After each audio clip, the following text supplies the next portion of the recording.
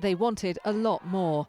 A pay rise that recognised the impact of an extraordinary year and that recognised their wages have slipped back in real terms for a lot longer than that. I required counselling to debrief after what I'd seen. But also Dave Carr worked in intensive care through the pandemic.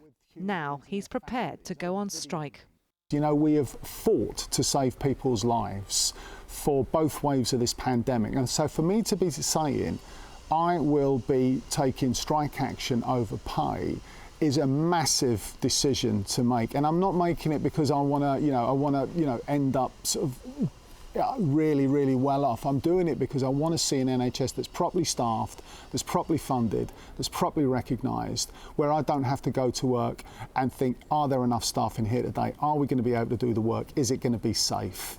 In 2011, a nurse who'd reached the top of Band 5 in the pay scale earned £27,500 a year. That is now more than £30,000. But taking the rising cost of living into account, in real terms, it's a 9% pay cut over a decade. Now they will get a pay rise of 3%, but with inflation forecast to be 2% and possibly higher, in real terms, staff may feel very little benefit. We look at other pay rises across the board. HMRC have just had a 13.5% pay rise in March this year. So where's the equality or the share across the board?